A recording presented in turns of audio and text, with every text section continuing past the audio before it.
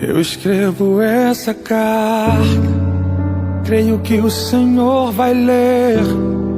Amém? Mas vamos entrar no tema dessa noite, na campanha Uma Carta para Deus. Se você quiser abrir sua Bíblia, o primeiro conteúdo que eu vou ler está em Jó 23, 2.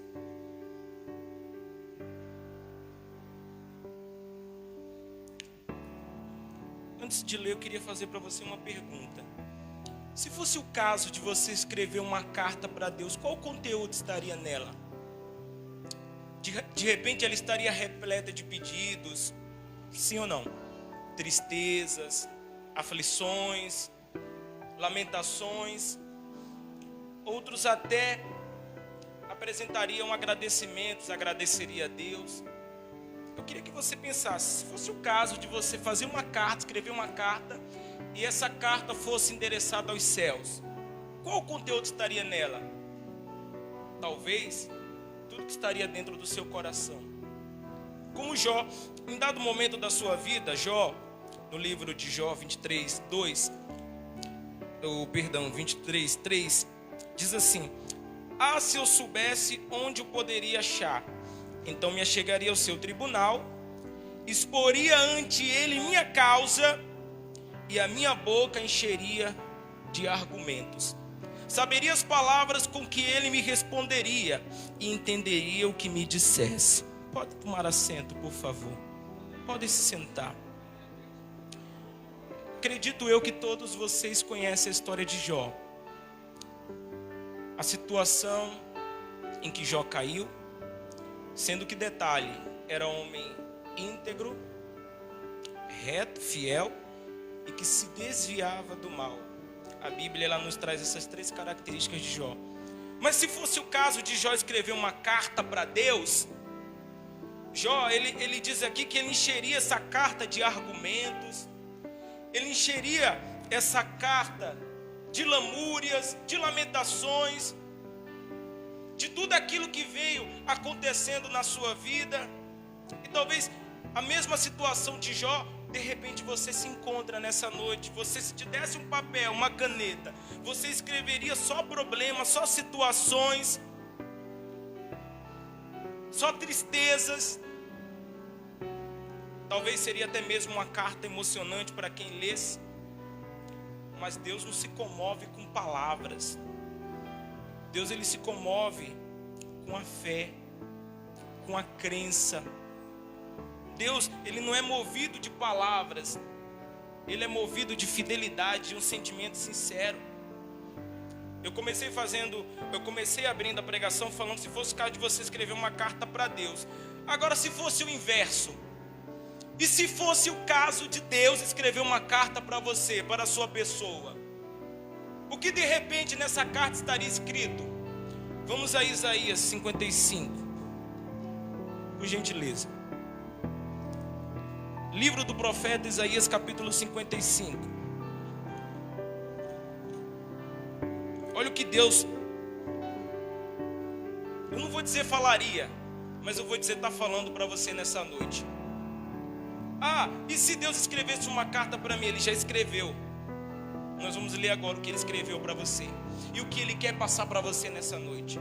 Porque é muito fácil você pegar uma carta, colocar problemas, colocar situações e deixar de lado a voz de Deus. Mas nessa noite você veio para ouvir a voz de Deus. Amém? E olha o que Deus quer falar para você nessa noite. Capítulo 55 de Isaías, versículo 8. Porque os meus pensamentos não são os vossos pensamentos, nem os vossos caminhos, os meus caminhos, diz o Senhor, com letra maiúscula. Porque assim como os céus são mais altos do que a terra, assim são os meus caminhos mais altos do que os vossos caminhos, e os meus pensamentos mais altos do que os vossos pensamentos. Diga glória a Deus. Você está preocupado? Olhem para mim, por favor. Você está preocupado em apresentar sua demanda, em apresentar o seu problema? Deus está falando, meu caro, o teu pensamento não é o meu pensamento. Porque de repente teu pensamento agora está focado no problema. Deus está se responsabilizando pela situação, pela solução do teu problema. De repente, se você for apresentar, é só tristeza. Deus está falando que o pensamento dele para contigo não é pensamento de tristeza, é pensamento de alegria. O homem planeja algo, o homem pensa algo, o homem maquina algo, mas o que Deus tem para o homem é muito maior e melhor. Você está preocupado no problema? Deus está se ocupando com a solução do teu problema. Então para de ficar olhando para a situação que é pequena e esquecendo que o teu Deus é maior. Nada contra você que fez a sua carta, é mais que justo, é uma campanha, é um propósito. Você tem que escrever mesmo as suas demandas, mas o que eu quero deixar bem claro nessa noite e frisar para você é o seguinte: por mais que o seu pensamento seja um, o de Deus é outro, porque os meus pensamentos não são os vossos pensamentos, nem os vossos caminhos, os meus caminhos. Você traçou um caminho, Deus traçou outro. Você tem um plano na tua cabeça, você está mentalizando algo, está visando algo. Deus tem algo muito maior e melhor para você. Você está aqui, de repente, se preocupando com o teu casamento que está definhando, desculpe a palavra, que está se acabando. Deus está se preocupando em restaurar teu casamento. Ele só quer que você confie. Ele só quer que você acredite nele. Já ouvi um ditado que não é bíblico, mas é muito popular: Deus escreve certo por linhas tortas. É mais ou menos isso. Nós não sabemos o que fazemos, mas Deus sabe, porque Ele é o Jeová Jireh, o Deus da provisão. É Ele que vai prover na sua vida. Mas você está preocupado com o seu caminho. De repente hoje você se acordou: mas o que eu vou comer hoje? Eu estou passando uma guerra, o que será que eu vou comer amanhã? Meu caro, o seu caminho não é o caminho de Deus. Deus já preparou um caminho maior e melhor para você. Refriso: o que Deus tem para você é melhor. O homem se preocupa com o problema, o homem se preocupa com a situação, o homem se preocupa com o agora. Deus já está providenciando o teu depois, o teu 1 minuto depois, o teu 2 horas depois. O que vai acontecer só pertence a quem? A Deus. E você acha que o que Deus faz é qualquer coisa? Claro que não. O que Ele faz é maior. O caminho dele não é o seu caminho. Você projeta algo, Ele tem algo a mais para você. Ele tem algo a mais. Deus, Ele é imutável. Ele não muda. Se você precisar de testemunhos do que aconteceu no passado, é só você ler mais a Bíblia.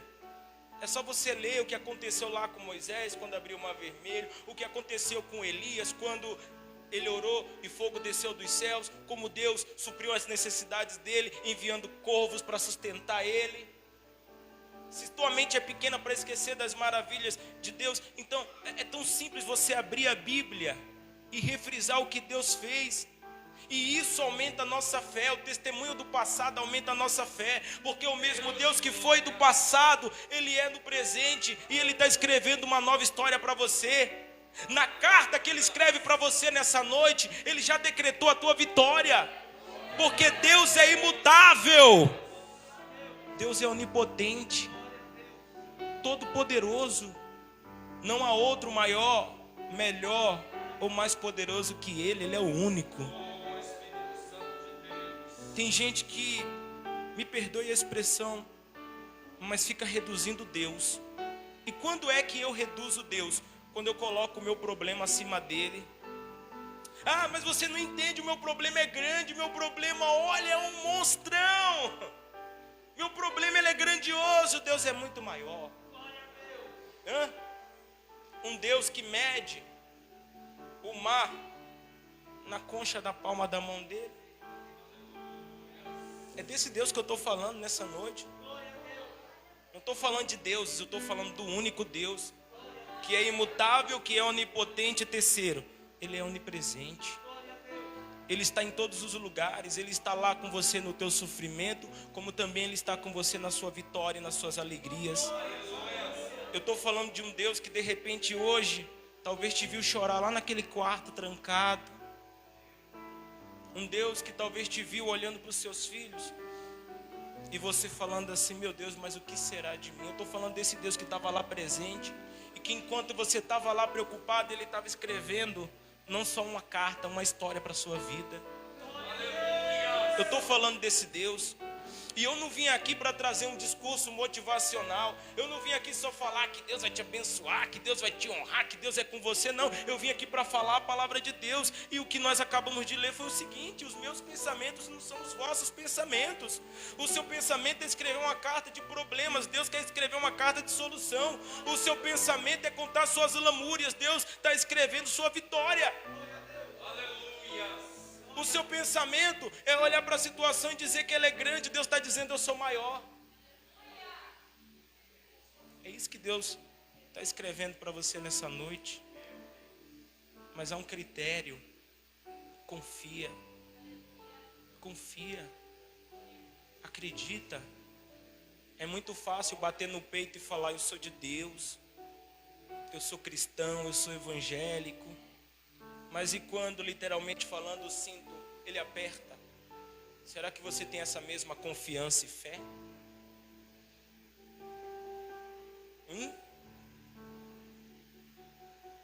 Será que quando a situação fica feia, desculpe até essa expressão vulgar, mas será que você é o mesmo crente? É o mesmo irmão? Ou será que você não tem dado lugar à dúvida, ao pensamento pequeno? Deus é grande. E se nós fomos criados à sua imagem e semelhança, não podemos olhar a situação como grande, porque Deus é maior. Versículo 11. Assim será a minha palavra que sair da minha boca, ela não voltará para mim vazia. Palavras do próprio Deus. Ela não voltará para mim vazia, antes fará o que me apraz e prosperará naquilo para que a enviei. Deus está enviando uma palavra para você nessa noite. A carta que eu falei que Ele ia escrever, Ele está escrevendo. E a palavra de Deus, ela não volta vazia. O que Ele prometeu, Ele é fiel para cumprir. Nenhuma de suas promessas falharam.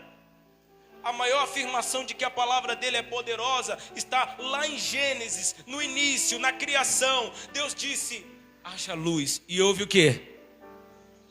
Haja terra, haja céus, haja mares, haja animais, haja homem. Tudo foi formado e criado através da palavra. A maior prova que a palavra de Deus, ela tem um peso, ela não volta vazia.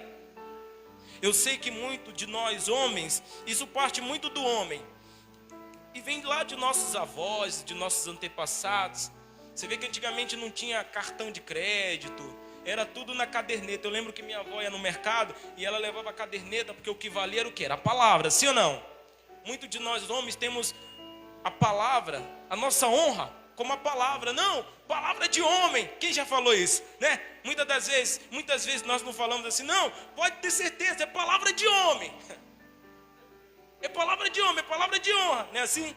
Não, eu vou fazer. Tal dia tal eu pago, tal dia tal eu faço isso. Palavra de homem, pode acreditar.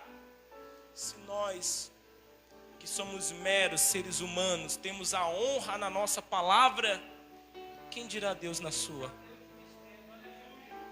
A palavra de Deus não volta vazia, meu amado irmão, minha amada irmã. O que Deus falou, Ele vai cumprir. Ele escreveu nessa carta que Ele vai te curar dessa doença. Ele vai te curar porque Ele é o Jeová Rafá, o Deus que sara. Ele escreveu nessa carta que Ele vai fazer uma reviravolta na sua vida, e Ele é especialista nisso. Conhece a história de José? De escravo, se tornou governador do Egito. O próprio Jó que a gente leu no início, que falou, se eu encontrasse o tribunal de Deus, eu encheria a minha boca de argumentos, eu gritaria, eu falaria, eu exporia ante ele a minha causa. O próprio Jó, Deus deu uma reviravolta na vida dele, Deus mudou a situação dele. É fantástico o livro de Jó. Assim que você puder, pega a sua Bíblia e medita na história de Jó. Deus escreveu uma nova história. E esse mesmo Deus, Ele quer escrever uma história na sua vida. Então, é para nós refletirmos, irmãos. Se Deus escrevesse uma carta para nós, qual seria o conteúdo dela? Filha, confie mais. Filho, confia. Tenha fé. Eu vou cumprir o que eu prometi. Eu não mudei não. O tempo passou e eu não envelheci não. Eu vou fazer acontecer o que está declarado, o que está aclamado, o que está proclamado na Bíblia. Eu vou fazer acontecer. Se Deus escrevesse uma carta para você, Deus conhece cada um que aqui está. Eu não conheço ninguém, a não ser a minha esposa, que convive comigo todos os dias. Mas Deus conhece cada um de vocês que aqui está. E Deus sabe a história de cada um. Digamos de passagem que não é igual à história de quem está do seu lado. Mas Deus, Ele conhece a tua história. E Ele sabe o que falar especificamente para você. É o que Ele está falando nessa noite. Eu estou falando aqui, você está refletindo, você está parando e pensando, é verdade. Poxa, eu tenho me deixado se influenciar por coisas tão pequenas, por coisas tão supérfluas, por coisas tão passageiras. E eu tenho esquecido que o que Deus tem para mim é bem maior, é bem melhor. Nós temos que resgatar essa essência do Evangelho. E se não acontecer? Deus não deixa de ser Deus. Ele vai ser Deus em qualquer das circunstâncias. É Deus na felicidade, é Deus na tristeza. É Deus na alegria, é Deus também na tristeza. Não é uma situação que vai deixar dele perder sua essência de ser Deus. Ele sempre será Deus. Ele deixou de ser Deus quando deixou José ir para o Egito, ser preso. Não deixou de ser Deus. Eu estava até comentando com a minha esposa, analisando a história de José. Eu disse, filha, eu fico olhando para José, passando por tudo aquilo, as noites na prisão, toda aquela injustiça, e pensando, se fosse outra, né? Poxa, Deus não existe, porque olha o que aconteceu comigo. Mas ele não perdeu a essência, ele confiou. Ele sabia que aquilo ali era um processo. Só vive o propósito quem passa pelo processo. Então ele tinha que passar por aquele processo. Para que os planos de Deus não fossem refutados na vida dele, ele tinha que passar por aquele processo. Se ele abrisse mão, jogasse tudo para o alto, deixasse de confiar em Deus, os planos de Deus seriam frustrados. Mas os planos de Deus não foi frustrado. Não deixe os planos de Deus ser frustrados na sua vida. Não deixe. E quando isso acontece, quando você duvida, quando você reclama, quando você resmunga, quando você aumenta teu problema, como eu falei, quando você vê teu problema maior que Deus, há algo demasiadamente impossível para Deus? Claro que não. Nada para Deus é impossível. Eu já vi situações, testemunhos de pessoas que deviam milhões, mas confiou a causa nas mãos de Deus e Deus deu uma solução. Milhões, questão de 80 milhões, que é um valor bem expressivo, sim ou não? Algo impossível, humanamente falando, de pagar da noite para o dia para quem não tem nada. Mas eu já vi casos assim, e Deus dá uma reviravolta na história. Eu já vi pessoas com câncer terminal, e é nessa hora que bate o desespero, que bate a dúvida, que bate o problema. E Deus ali, quando todos pensavam assim, vai morrer, vamos providenciar caixão, vamos providenciar o velório, vamos preparar a família, porque vai morrer. Eu já vi Deus dar reviravolta e curar.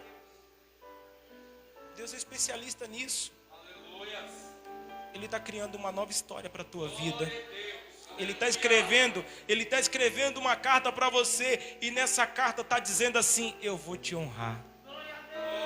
Amém? Então, é mais para a gente refletir. Os meus pensamentos não são os vossos pensamentos, nem os vossos caminhos os meus caminhos. Porque assim como os céus são mais altos do que a terra, assim são os meus caminhos mais altos do que os vossos caminhos, e os meus pensamentos mais altos do que os vossos pensamentos. Amém? Para encerrar, eu gostaria de ler o versículo áureo dessa campanha, 1 João 5, 14, 15. Se você quiser acompanhar, achei bastante interessante o versículo que o pastor Marcos escolheu para a campanha Uma Carta para Deus. 1 João 5, 14 e 15.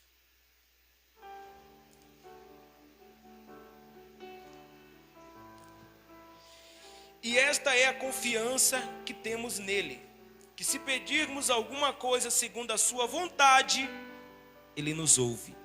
E se sabemos que nos ouve em tudo o que pedimos, sabemos que alcançamos as petições que lhe fizemos. Glória a Deus. Esta é a nossa confiança. Se o teu pedido, se o que você escreveu na carta, ou se o que você vai escrever na carta é compatível com a vontade de Deus, vai se cumprir. Vai acontecer. Vai se concretizar. Porque declaro: o que Deus preparou é bem maior. O que Deus tem para ti, irmão, é bem melhor.